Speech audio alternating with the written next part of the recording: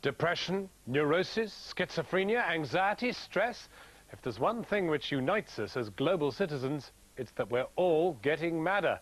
1 in 4 of us will suffer mental illness during our lifetime. Is modern life tipping us over the edge?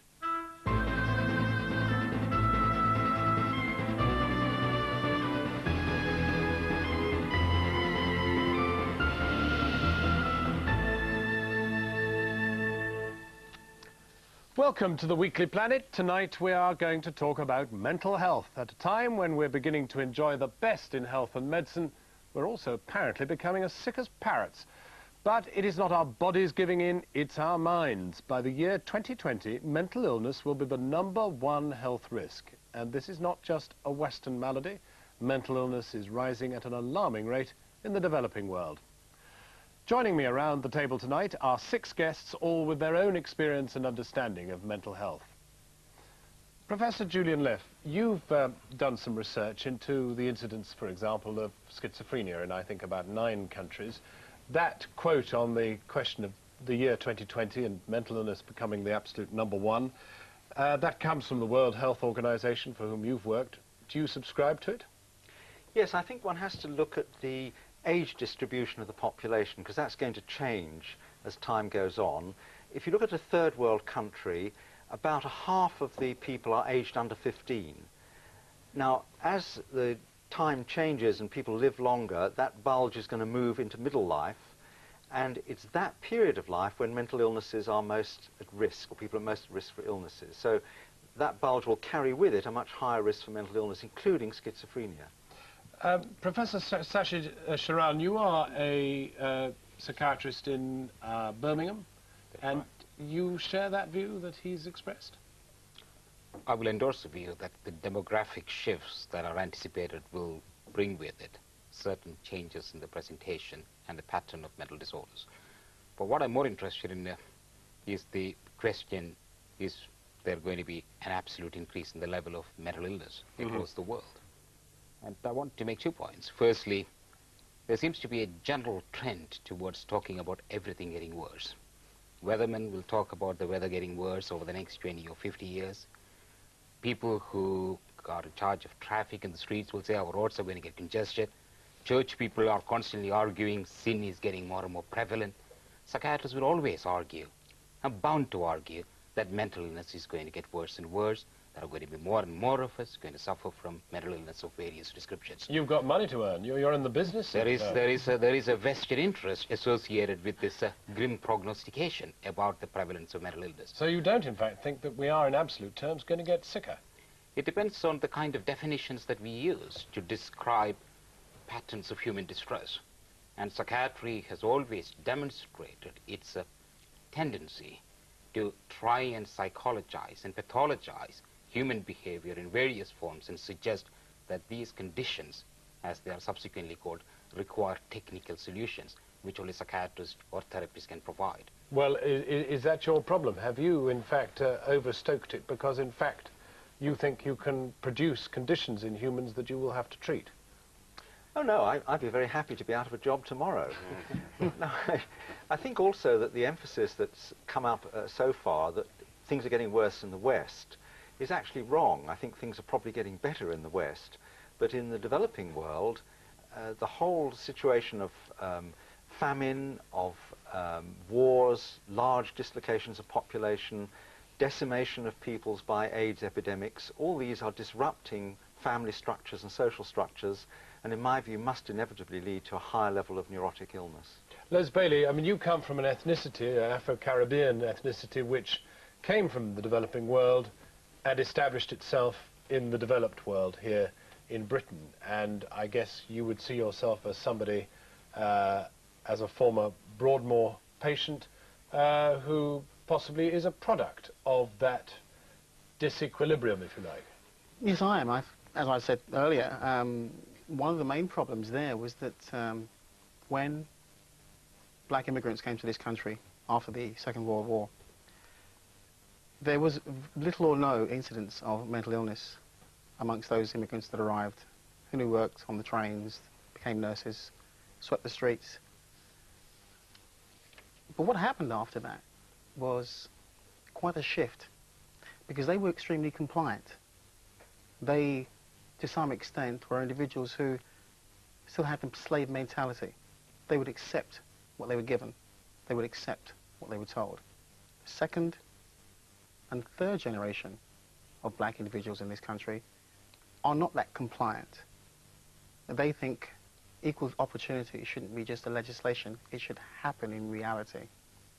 And so the incidence of mental illness within the black community in this country at present it's more economic to a large extent and educational, or should I say lack of.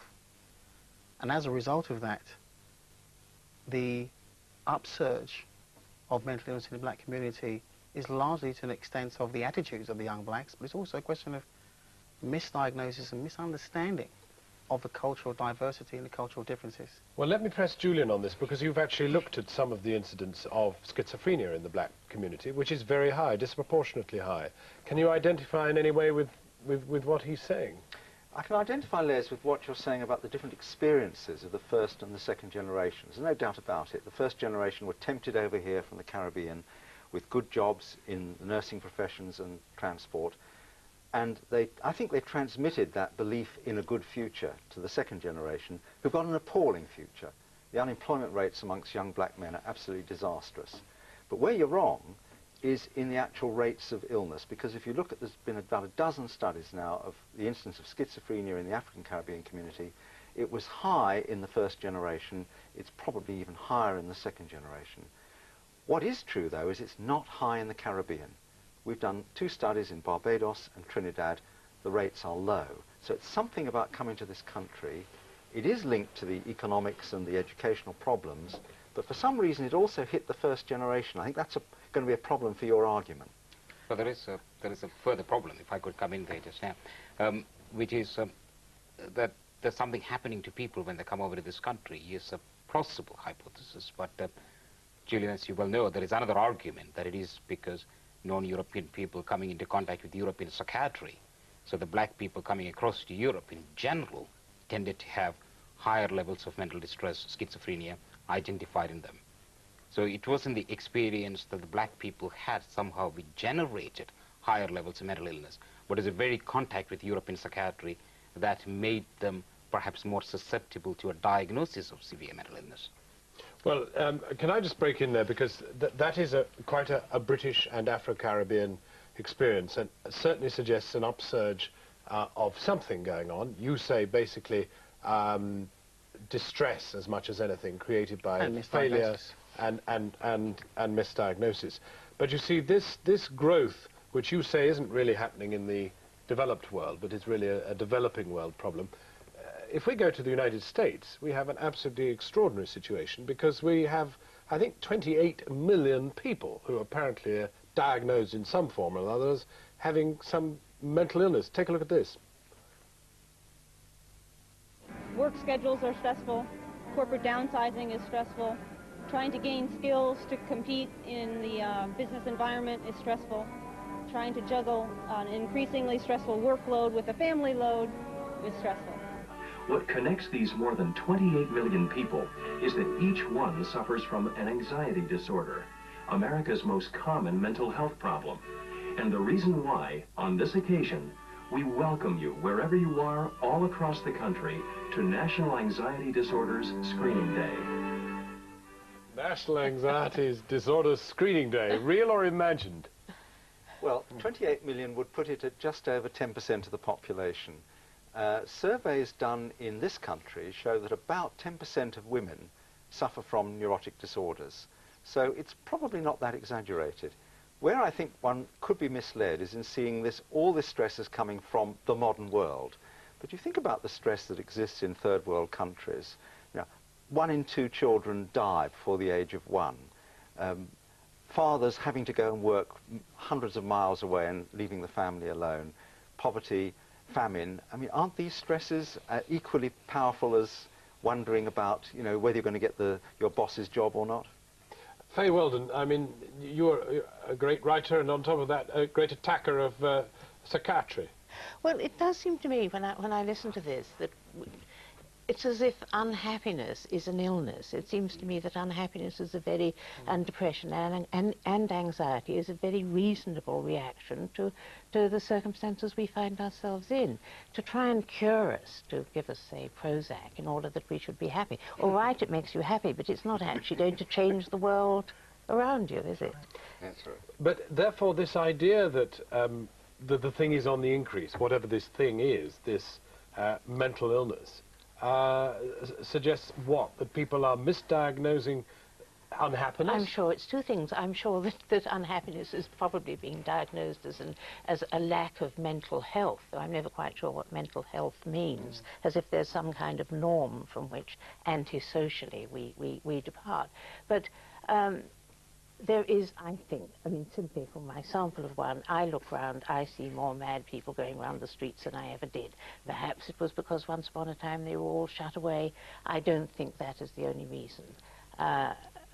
Schizophrenia seems to be increasing in the white population. I mean, the children of my friends have it, and they come from backgrounds which seem to be perfectly, well, they have jobs, they can look forward, they have education. It doesn't seem to me that having a good job and a good background is going to save you from going mad. Really. No, I've always said, Faye, as a matter of fact, that where mental illness is concerned, or mental distress, emotional distress, that it's a bit like death. It has no respect of you. It doesn't ask you for your passport at the point of your departure. I wish you could tell us what it was. I wish you could tell us what went wrong inside somebody's head that makes people suffer from the same sets of symptoms which will present themselves to you all the time. I mean, voices in the head. Well, I mean, coming back to your issue on depression, I think you have to be very careful about equating unhappiness, normal unhappiness, with depression.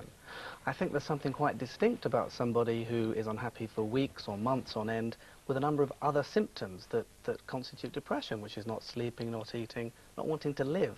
And I think that's much different from someone who's unhappy for a few days or who is reacting to something in the environment in a transient manner. Perhaps the depression is so extreme that actually all you want to do, all you can do, is sit and look at a wall for a week or a year or 6 years. I mean, perhaps it's not an illness, perhaps it's just a response you're seeing here. Well, very interesting, because, I mean, if you go to something as extreme as Blackadder, a well-known programme here, you get a picture of one kind of mental illness, which is in fact inflicted entirely by the environment in which the unfortunate victim finds himself. I mean, in the particular case that I want us to have a look at, Blackadder has the misfortune to be in the First World War.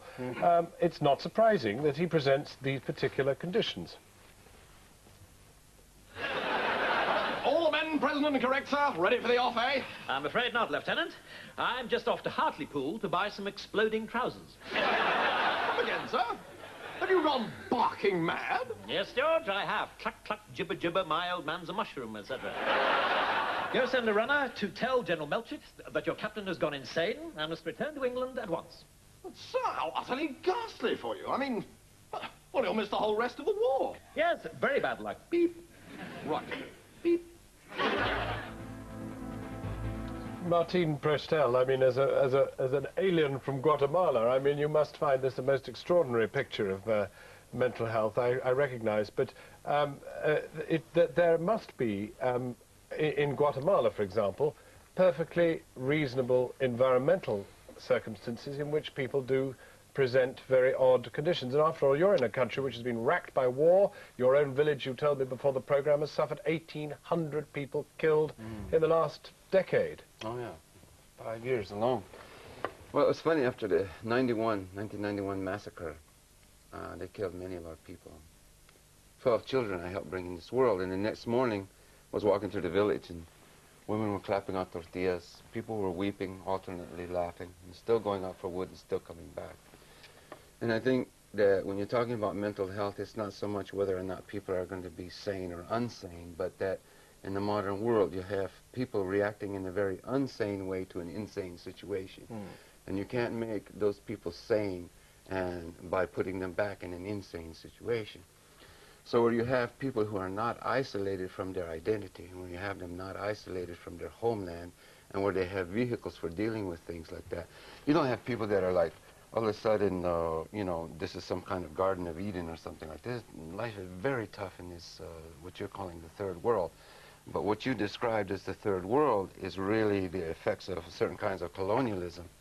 And an ideal situation in the village is not like that, where the men go work hundreds of miles away, or where the people are left standing, or where they're actually starving, waiting in bread lines. But where the situation is that, yeah, you have all of these problems, you have a lot of things you don't have here, but what you do have is a common ancestry and a life that fits into an ancient story, you might say, where you're not alienated from that. But when you get into modern circumstances, if you send one of these Indians out of there to Guatemala City or to the United States, right away. Right. Well, So that's a very good point. Really, I can understand that. There we've got to take a break, because one of the interesting things that's come up as we've tried to discuss whether we are in for greater and greater mental illness across the world is that we're not actually quite sure what mental health is. So the next part of the program, after the break, we hope very much to explore what we really mean by mental health. Join us after the break.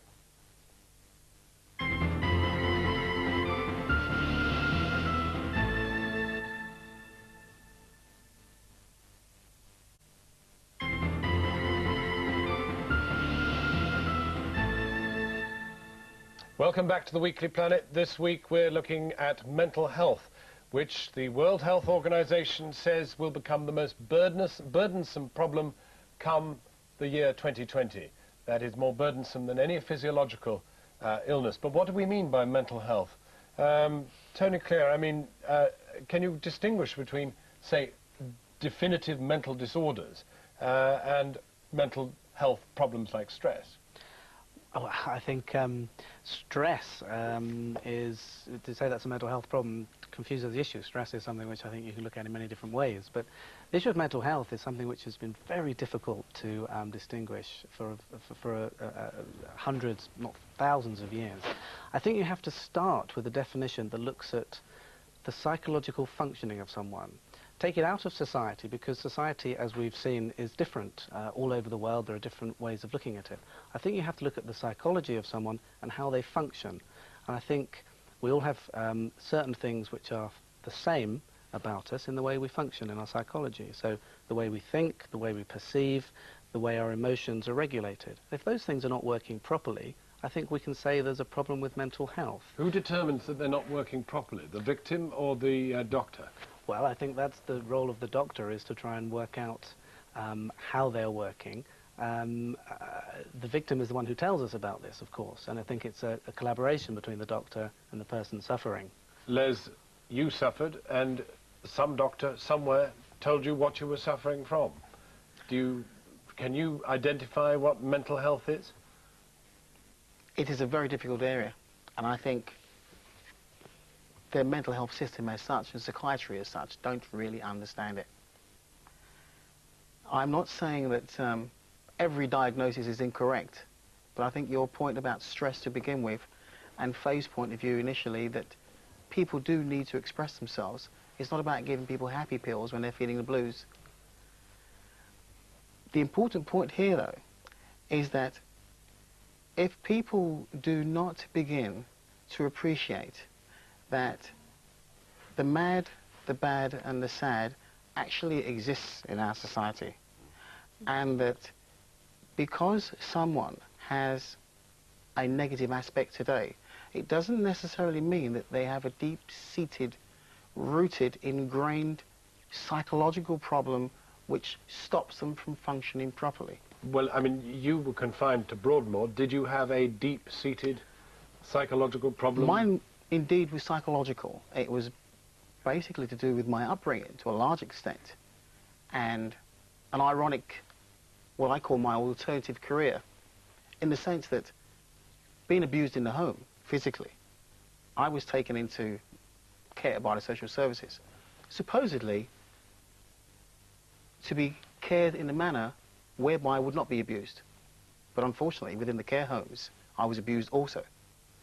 So to a large extent, when I came into the system, I was always, to some extent, going to progress along a very dark and dismal road, because nobody saw me as a person that had behavioral problems, which I accepted.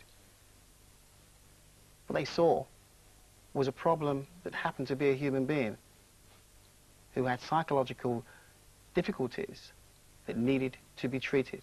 And yet, in its initial stages, there wasn't any formal treatment. It was just containment. Julian, do you find it easy to describe what mental health is? Well, I think you can define it by exclusion and say if someone doesn't have these things, they're healthy, but that's not very a satisfactory method at all. You can take one of the most severe mental illnesses, schizophrenia, and if you look at the outcome, you'll find that 1 in 5 people who develop this illness recover completely and stay well for years. Now, if you go and see that person when they've recovered, would you describe them as mentally healthy? I think you probably would. If you saw them a year or two back, you would say this person has a severe illness. So the important thing is people can recover from quite severe mental illnesses. Once you move away from schizophrenia and manic depressive illness and you get into the area of what we call neurosis, depression, anxiety and so on, the grey area between what you might call health and illness is very difficult to define. We can produce instruments which will say, well, if you score above that point, you're well. If you score below it, you're ill. But that isn't really very meaningful. And if you look at the studies that have been done all around the world of how common the neuroses are, there are enormous variations. I mean, the lowest rate was in Taiwanese Aborigines, which was 1 in 1,000.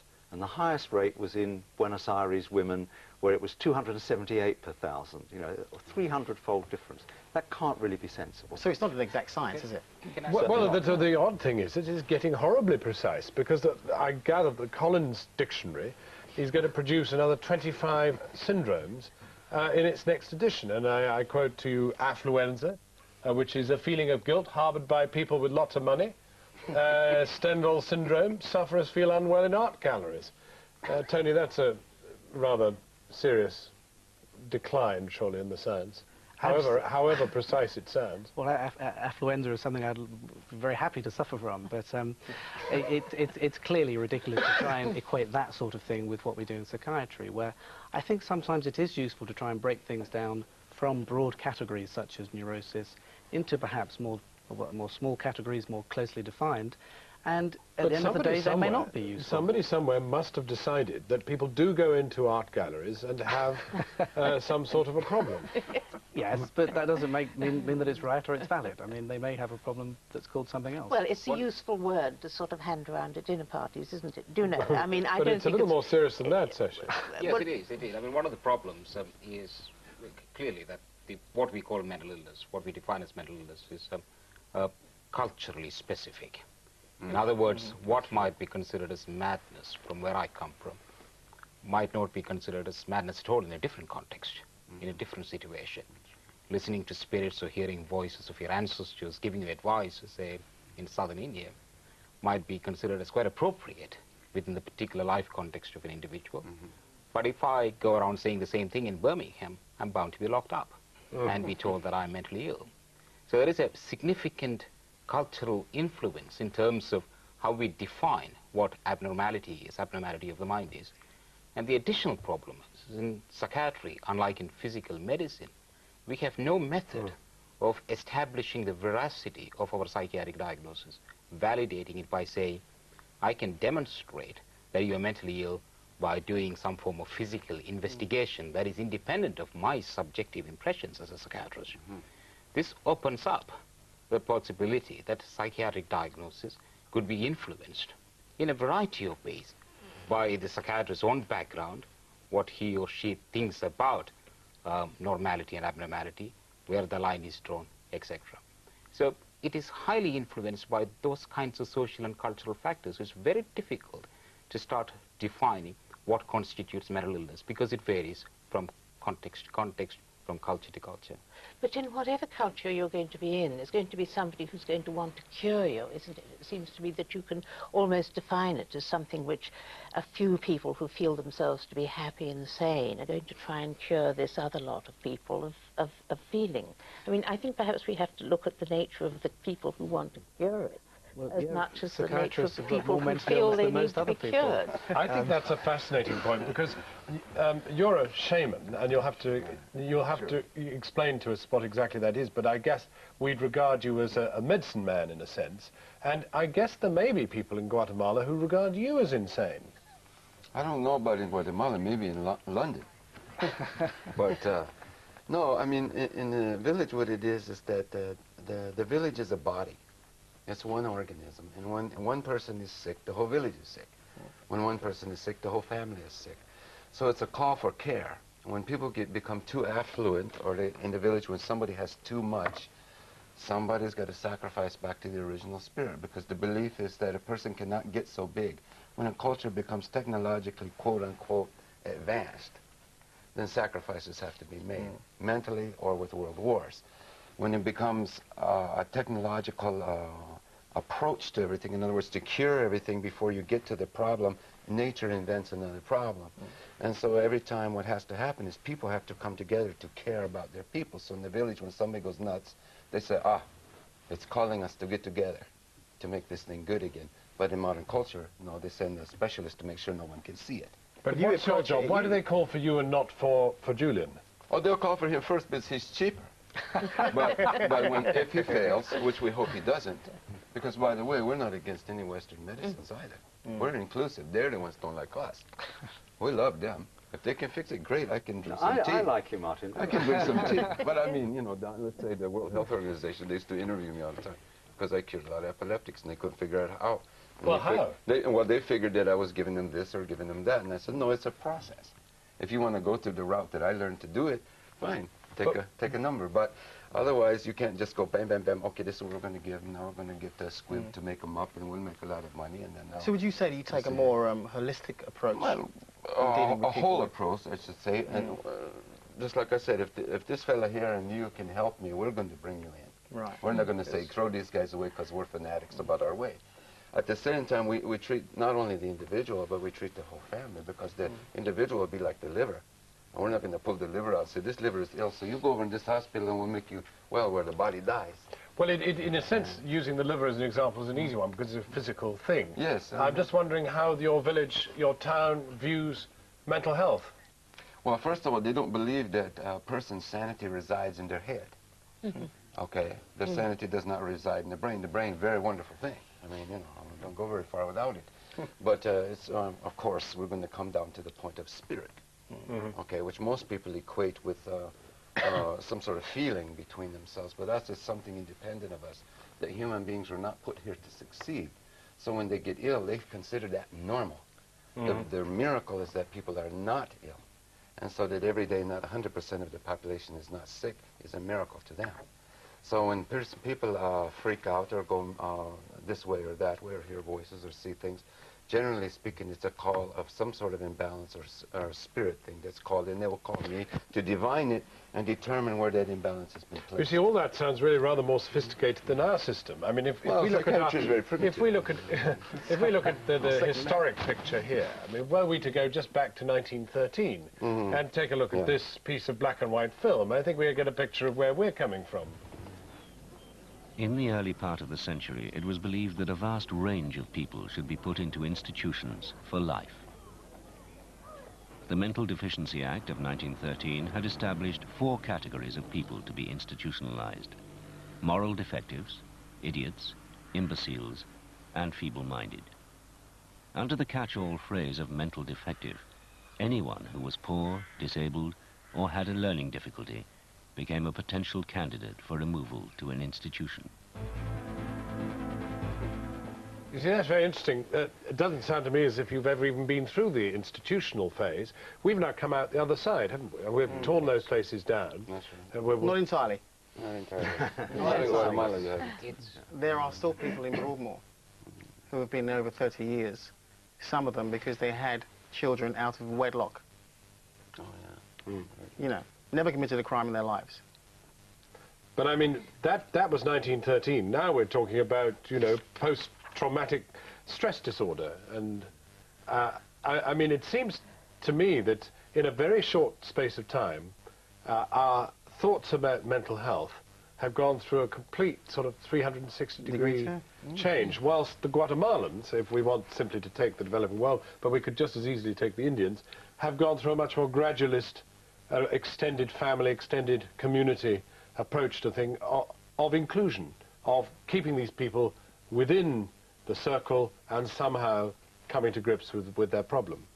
Yes, you see, I think Martin has actually told us about a concept of health, which is health for a whole community, and it's some kind of balance of natural forces within that community that constitutes health. We don't have that concept because we hardly have a concept of community anymore. Right. But we are rediscovering the importance of social groups. My last 20 years of my work have been concentrated on the family, and I work very closely with family members who have a sick person, and to my mind, treating the individual alone is useless until you get the family in with them. So in some way, I'm coming back to the kind of place that Martin is working from. Can you identify with this? Yes, indeed. But the major problem here is that we have that legacy that is shown on the tape, which is history of institutionalization, segregating people from the larger community because they are designated as abnormal or insane, and invalidating their experience over the last century or so.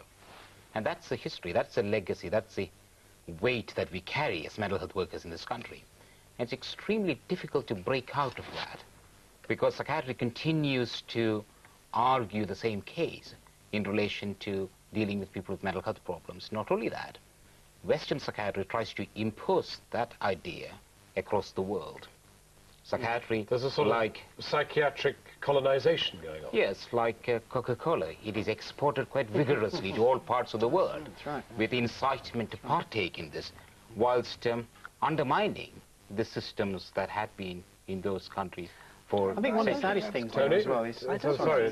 I think there is some extent to which Western ideas about psychiatric illness are exported, but I don't think the West would try and negate the value of community or family in these countries. It would probably encourage those, but it would also say, look, these people do still have problems with depression, anxiety that isn't treated, and there are other ways to treat it, and why not? I think we're getting somewhere rather hot, actually. That's a classic example. Because are we not, in fact, saying that the World Health Organization has adopted a Western concept of what is mental health, and is now inflicting it on the whole of the developing world and saying, listen, you are all getting madder, and by the year 2020, you're going to be very mad?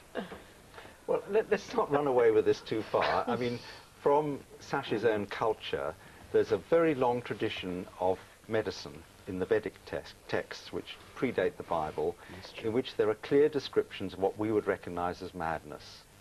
There's no doubt about it. That was recognized by the local physicians at the time, and their prescription for that kind of madness was a herb called Rauwolfia. I don't know if you use that. No, it's a very powerful method of helping people with a psychotic illness.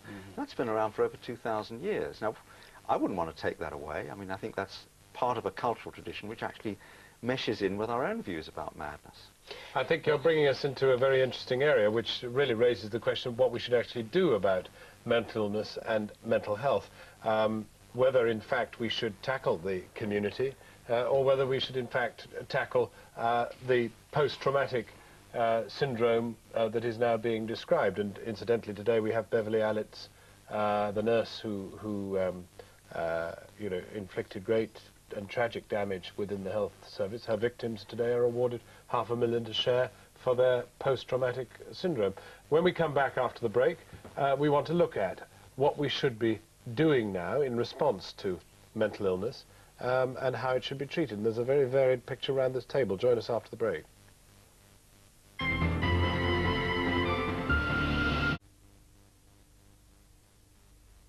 Because it's outside their field of treatment. Because psychiatry is still very dominated by medical thinking.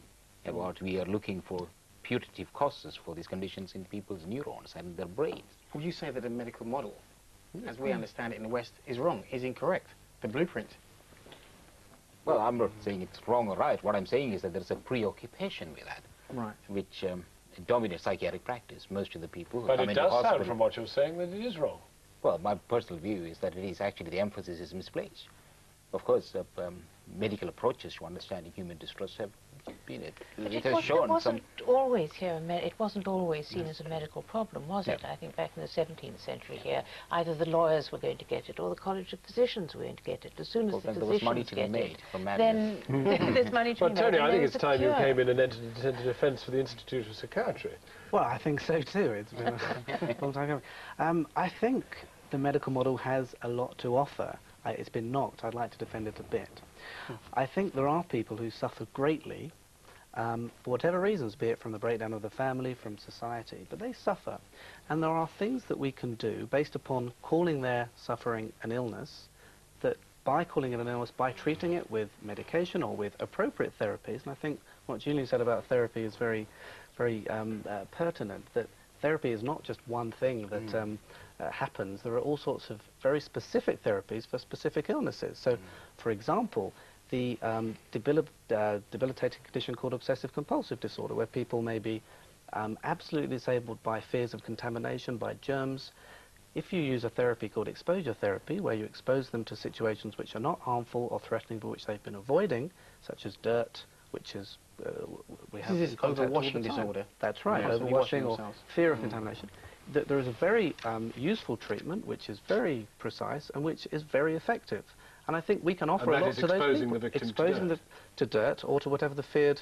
But isn't this interesting? Isn't your cure exactly the same as yours? Because you were saying right at the beginning of this conversation, people need to, if they are suffering a degree of insanity, they must suffer it completely. Well, they must suffer it in the context of a cultural direction.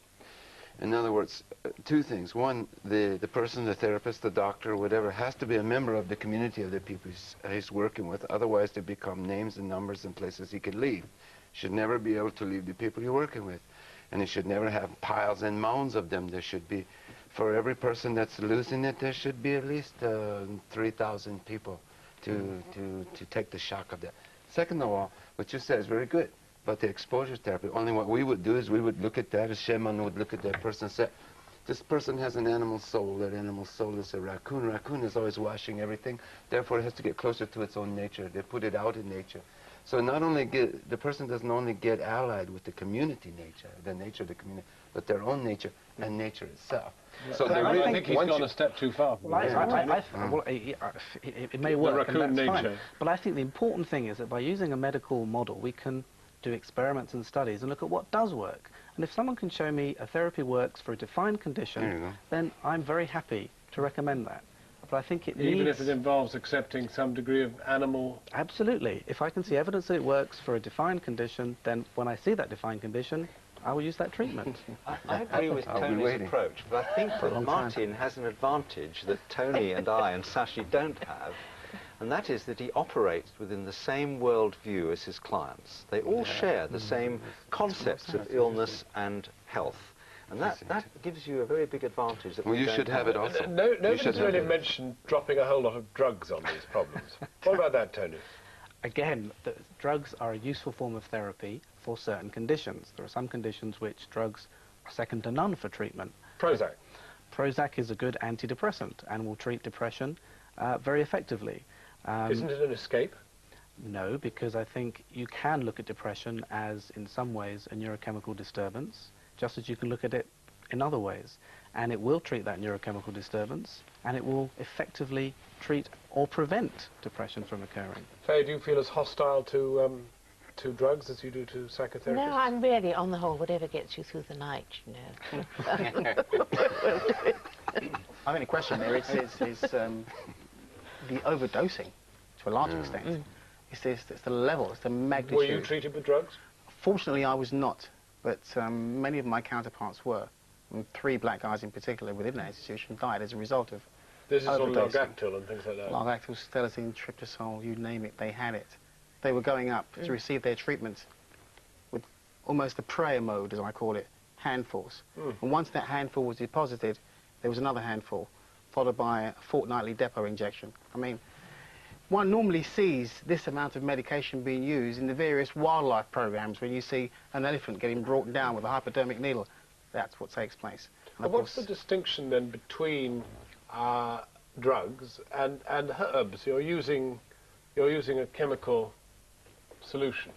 Well, what's the difference? I mean, that's it's a less poisonous form to begin with. Well, we don't know that. We don't know that either. We don't know what's in different... First of all, we don't use herbs. We don't use herbs for this kind of thing. Herbs are considered like that's the first resort. I mean, you go to that, nothing, you know, just... Yeah, but grandma do you has use them? Yeah, we use them, but that's very minor compared to what we do. And plus the fact they do occasionally kill somebody. But And a lot of the treatments do kill people once in a while, and we don't expect to survive anyway. And this is a very interesting concept that people should survive. Because the idea in the village... People die in the course of your treatments? I've never lost anybody. Other people have. People die from their sicknesses. I wonder how many European psychiatrists lost. Yes. I mean, I've never lost any clients, all right, except in the typhoid epidemic. I lost 3 children, but that was out of 183. But Crumbs. Well, I mean, that's quite a moment to take a break. No, that's stuff. At the next part of the program, the last part, we really want to look at the future. Is there some magic round the corner, some extraordinary drug or other device that will somehow produce super health, super brains? Will genetic engineering somehow excise the damaging genes in our bodies? Join us after the break.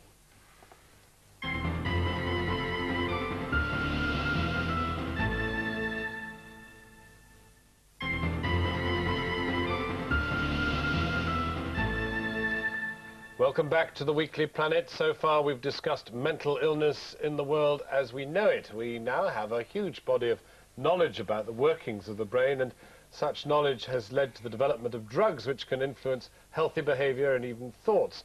Soon, say the scientists, we'll be able to create new people, hyper-intelligent, super-happy, non-violent children and adults, and mental illness will be a thing of the past. Well, before we get into the discussion in this final part of this week's Weekly Planet, take a look at this trailer for a film on current release.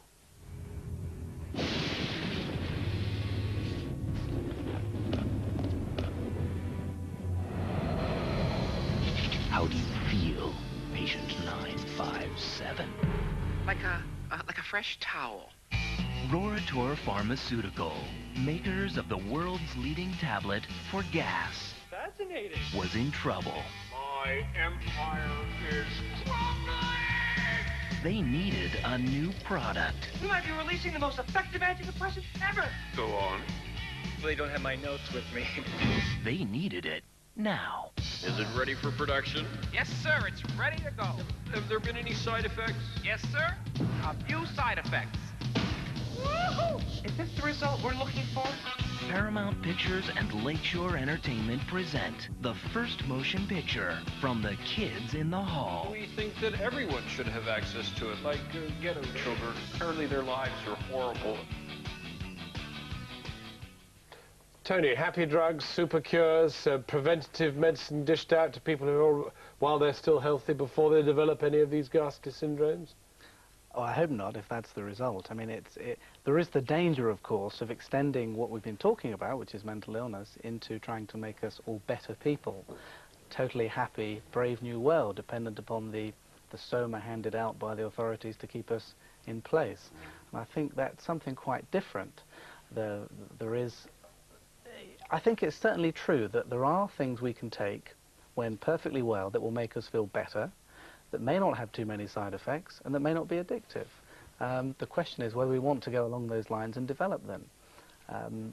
There are some neurochemicals which do make you happy if you give the precursor for that neurochemical. Not necessarily that when you stop it, you have any adverse